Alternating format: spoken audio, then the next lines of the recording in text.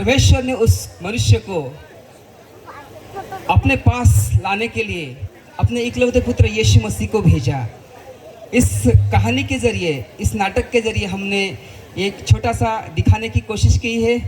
इसके जो पात्र है और उसका वो हमने एक काल्पनिक के रूप में लिए है।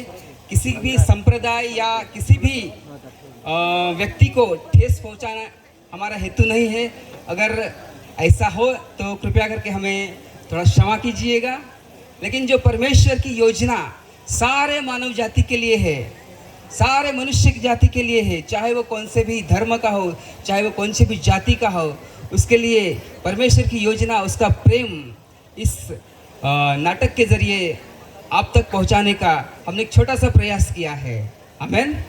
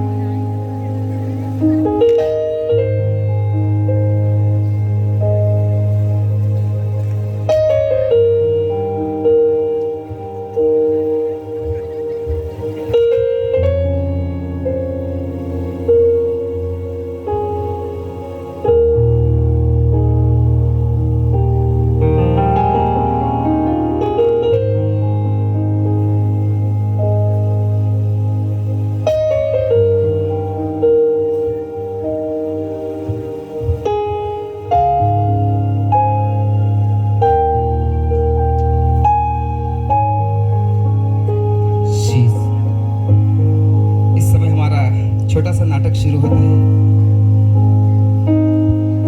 आदि में परमेश्वर ने आकाश और पृथ्वी की सृष्टि की और पृथ्वी सुनसान और बेडौल पड़ी हुई थी। तब परमेश्वर ने कहा उजियाला हो, तब उजियाला हो गया।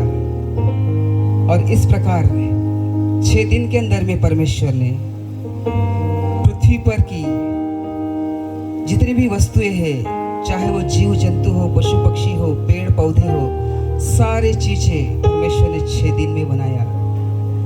और उसमें अंत में कहा कि हम मनुष्य को अपने स्वरूप और अपने समानता में बनाएंगे। तब उसने मिट्टी लेकर उसका एक मिट्टी का पुतला बनाया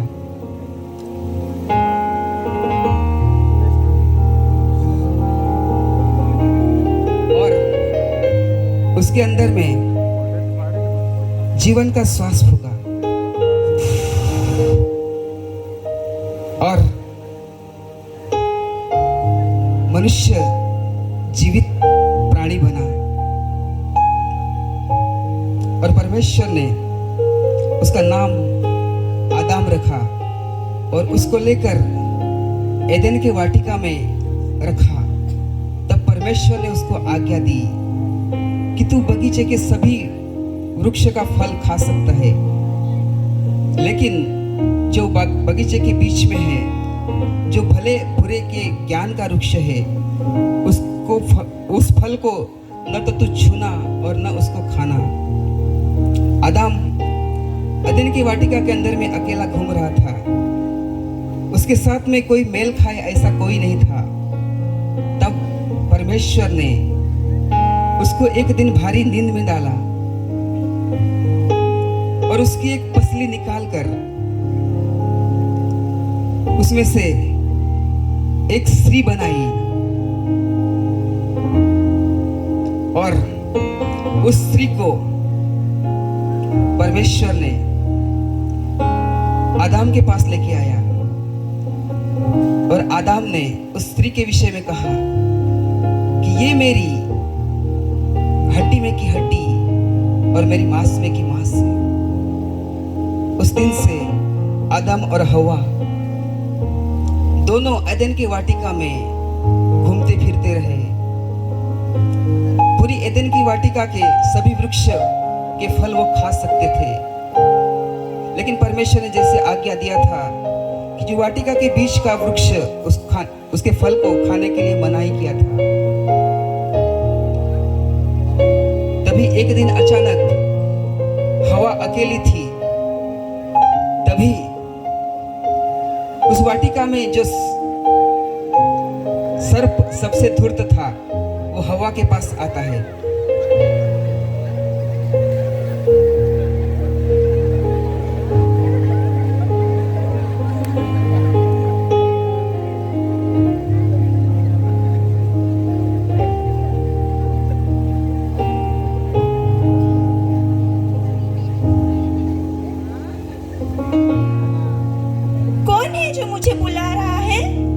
सुना कि इस बगीचा में जो वृक्ष है उसका फल तू नहीं खा सकती?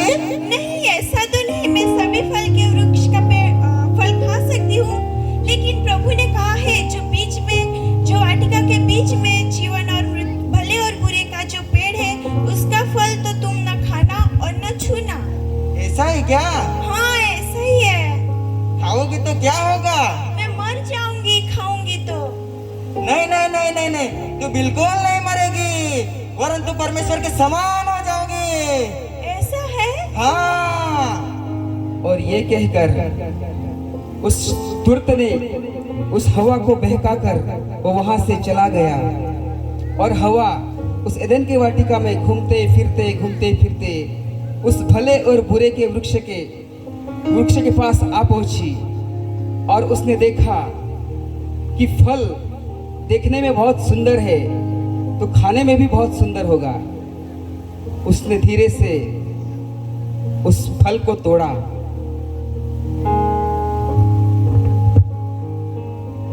और उस फल को उसने खाया और अपने पति आदम के पास उस फल को लेके आई और आदम को भी खिलाया। और जैसे ही आदम ने फल खाया, जैसे परमेश्वर ने उनको आज्ञा दी कि न तो तुम उसको खाना और न उसको छूना, और जैसे ही आदम ने फल खाया वैसे ही उनको ज्ञात हुआ कि हम नंगे हैं, इसलिए वो झाड़ी के पीछे जाकर छुप गए। तभी यहोवा परमेश्वर जो दिन के ठंडे समय वाटिका में फिरता का शब्द सुनाई दिया।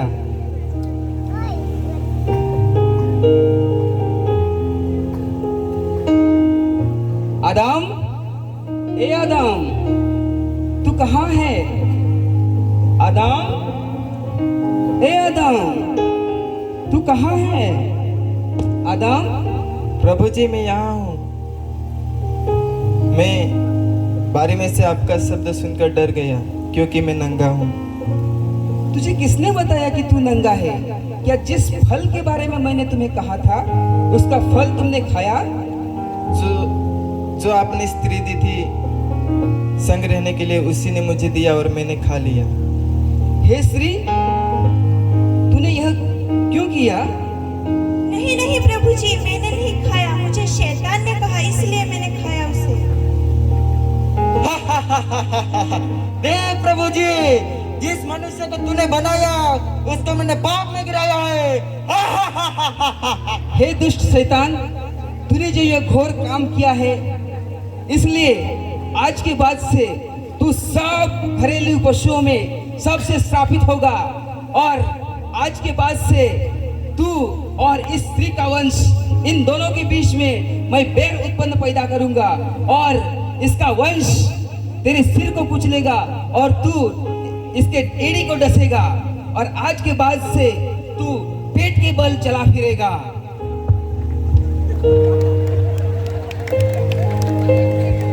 और जब आदम और हवा ने परमेश्वर की आज्ञा को तोड़ दिया तो उनको एदेन के वाटिका से परमेश्वर ने बाहर निकाल दिया और वो एदेन के वाटिका से बाहर निकल गए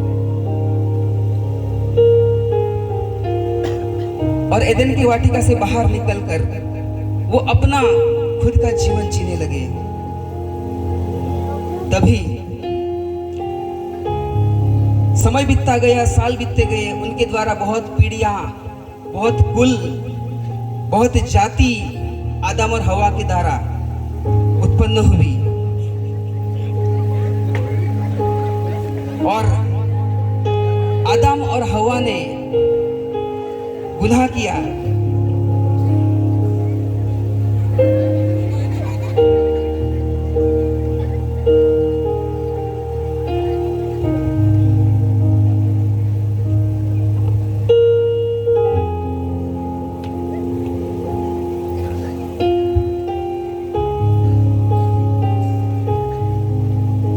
आदम और हवा ने पाप किया और इस कारण उनका जीवन पापमय हो गया। उन्होंने परमेश्वर की आज्ञा को तोड़ दिया, इसलिए उनके जीवन में पाप आया। पाप के कारण उनका जीवन श्रापित हो गया और श्राप के कारण उनके जीवन में बीमारी आई और वो गरीबी में चले गए और आखिरकार उनके जीवन में मृत्यु आ गई। इस तरह से जैसा वचन कहता है कि एक मनुष्य ने पाप किया और वो पाप सारे मनुष्य में फैल गए। समय बीतता गया, दिन बीतते गए, उनके द्वारा और भी प्रजा, और भी जातियां, और भी कुल, और भी भाषा बोलने वाले उत्पन्न हुए। जब उन्होंने देखा कि हम परमेश्वर को नहीं प्राप्त कर रहे हैं, तब उन्होंने परमेश्वर की खोज की। वो परमेश्वर को ढूंढने लगे, परमेश्वर को यहां वहां ढूंढने लगे, लेकिन वो परमेश्वर को नहीं ढूंढ पाए। जब वो ढूंढने में असफल रहे, तब उन्होंने परमेश्वर की खोज बड़े बड़े पहाड़ों के अंदर में, बड़े बड़े पत्थरों के अंदर में, बड़े बड़े पेड़ों के अंदर में उन्होंने परमेश्वर की खोज की। और जैसे वचन कहता है कि मनुष्य ने परमेश्वर की महिमा को नाशवान मनुष्य, रेंगने वाले जंतु की समानता में बदल डाला और उन्होंने अनेक प्रकार के परमेश्वर के नाम से अनेक प्रकार के धर्म, परमेश्वर के नाम से अनेक प्रकार के संप्रदाय, परमेश्वर के नाम से अनेक प्रकार की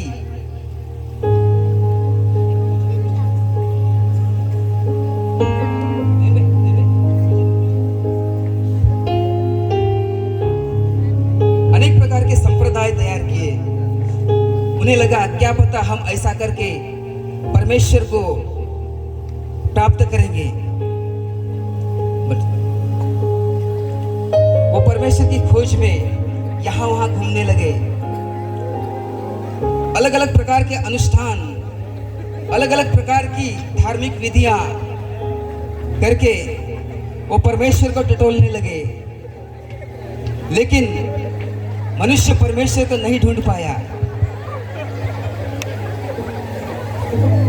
जब मनुष्य परमेश्वर की खोज में यहां वहां लग गया, किसी पत्थर के अंदर में, किसी पेड़ के अंदर में, किसी मनुष्य के अंदर में, जब मनुष्य परमेश्वर को ढूंढने लगा, तब स्वर्ग से परमेश्वर ने देखा और परमेश्वर ने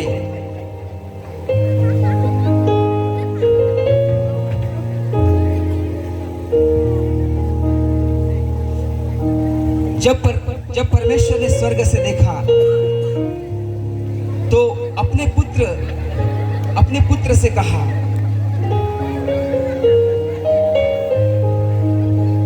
हे मेरे पुत्र,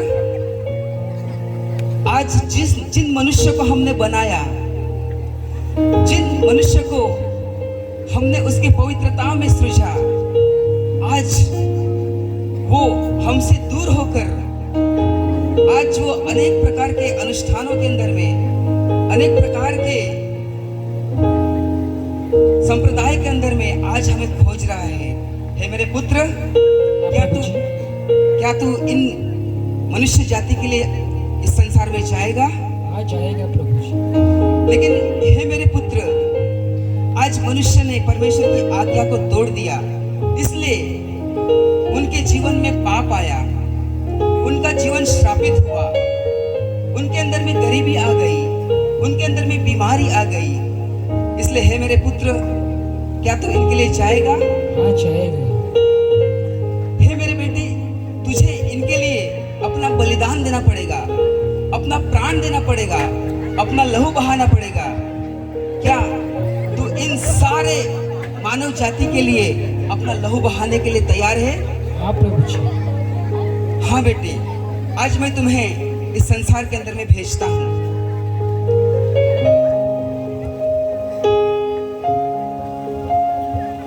मनुष्य के अंदर में पाप है, लेकिन हे मेरे बेटे, मैं आज तुम्हें उनके लिए धार्मिकता को लेकर भेजता हूँ। ये लेके जाके उनको दे देना। मनुष्य का जीवन एक श्रापित जीवन है, तू उनके लिए आशीष लेके जाना। हाँ प्रभु जी।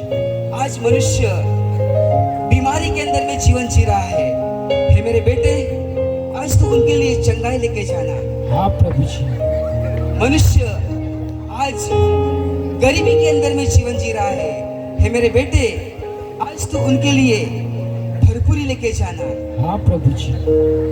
मनुष्य के अंदर में आज मृत्यु है, इसलिए तू उनके लिए एक अनंत जीवन लेके जाना। हाँ प्रभु जी। हे मेरे बेटे, तू ये सारी चीजों को लेकर मनुष्य के हाथों में दे देना और उनका जुआ अपने ऊपर उठा लेना। इस प्रकार परमेश्वर का वचन कहता है कि वचन देहधारी हुआ और हमारे बीच में उसने डेरा किया। और जैसा वचन कहता है, परमेश्वर ने जगत से ऐसा प्यार किया कि उसने अपना इकलौता पुत्र दे दिया, ताकि जो कोई उस पर विश्वास करे वो नाश न हो, परंतु बहुतायत का जीवन पाए। मन फिराओ, क्योंकि स्वर्ग का राज्य निकट आ गया है। हे सब परिश्रम करने वालों और बोझ से दबे हुए लोगों, तुम सब मेरे पास आओ, मैं तुम्हें विश्राम दूंगा।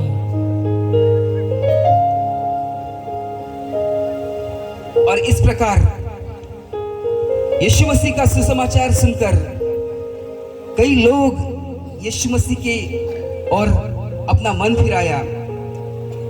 कई लोग यीशु मसीह के पास आए।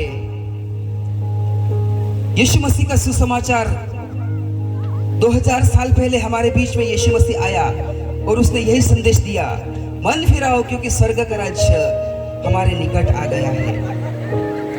मनुष्य के अंदर में पाप था, मनुष्य के अंदर में पाप था और उस पाप के लिए यीशु मसीह एक धार्मिकता का जीवन लेके आया।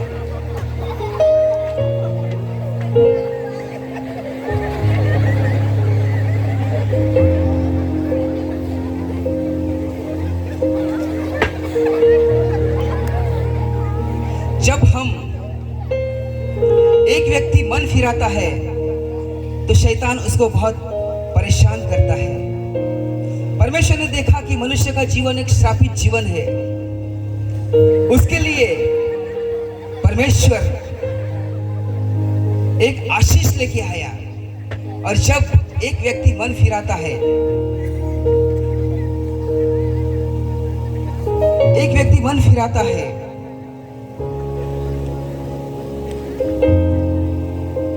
जब परमेश्वर ने देखा कि मनुष्य बीमारी के अंदर में है, तो परमेश्वर उसके लिए चंगाई लेके आया।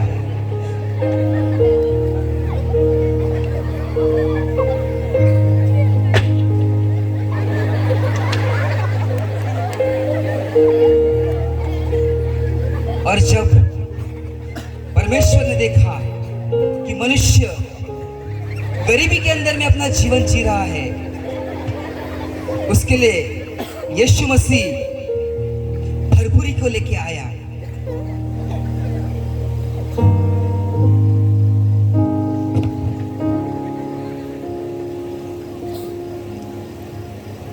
और जब परमेश्वर ने देखा कि मनुष्य के अंदर में मृत्यु है, उस मृत्यु के लिए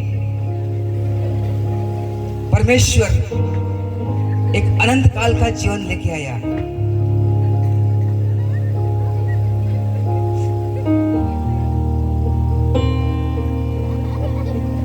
इस प्रकार मनुष्य के सारे अपराधों को यीशु मसीह ने अपने ऊपर ले लिया और पापों के बदल, श्राप के बदल, गरीबी के बदल, बीमारी के बदल और मृत्यु के बदल यीशु मसीह हमारे लिए धार्मिकता का जीवन, आशीष का जीवन, चंगाई का जीवन, भरपूरी का जीवन और अनंत काल का जीवन लेके आया। वचन कहता है जो पाप से अज्ञात था उसी को परमेश्वर ने पाप ठहराया और यीशु मसीह हमारे पापों के लिए, हमारे पापों को उसने अपने ऊपर उठा लिया और यीशु मसीह पकड़वाया गया।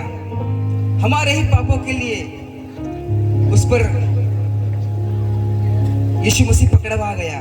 हमारे ही पापों के लिए उस पर कोड़े मारे गए, परंतु वह हमारे ही अपराधों के कारण घायल किया गया। वह हमारे अधर्म के कामों के हेतु कुचला गया। हमारी शांति के लिए उस पर ताड़ना हुई पड़ी। उसके कोड़े खाने से आज हम चंगे हो गए। सचमुच यीशु मसीह को क्रूस के ऊपर 3 किलो के अंदर में उसको ठोका गया।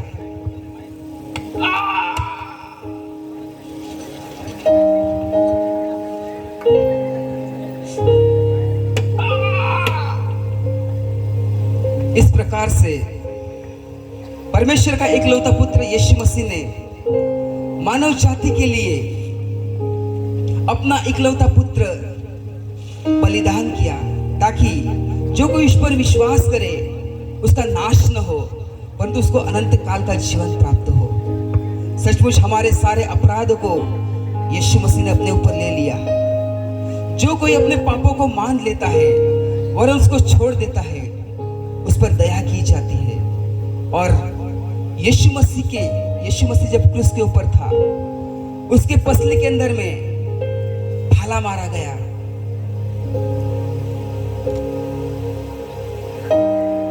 और अंत में यीशु मसीह ने यह कहकर अपना प्राण छोड़ दिया कि हे मेरे पिता तूने मुझे क्यों त्याग दिया। और यीशु मसीह क्रूस पर से उतारा गया और उसको कब्र में रखा गया और वो 3 दिन के अंदर में उस कब्र में से जीवित हो गया।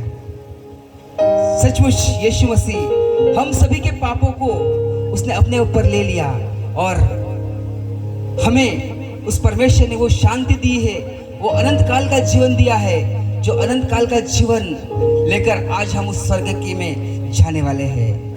आमेन। यीशु ने हमें छुड़ाया है पापों जाल से यीशु ने हमें बचाया है शैतान के जाल से। तो गाओ हालेलुया, तो गाओ हालेलुया, तो गाओ हालेलुया, तो गाओ हालेलुया। यीशु ने हमें बचाया है पापों के जाल से, यीशु ने हमें छुड़ाया है शैतान के जाल से। तो गाओ हालेलुया, तो गाओ हालेलुया, तो गाओ हालेलुया, तो गाओ हालेलुया, तो गाओ हालेलुया, तो गाओ हालेलुया, तो गाओ हालेलुया, तो गाओ हालेलुया। शालोम शांति और सलाम ये यीशु का पैगाम, शालोम शांति और सलाम हम लाए आपके नाम। शालोम शांति और सलाम यह यीशु का पैगाम। तो गाओ हालेलुया, तो गाओ हालेलुया, तो गाओ हालेलुया, तो गाओ हालेलुया, तो गाओ हालेलुया, तो गाओ हालेलुया, तो गाओ हालेलुया, तो गाओ हालेलुया। बोलो यीशु मसीह की। सभी को जोरથી તાળીઓ વગાડીએ।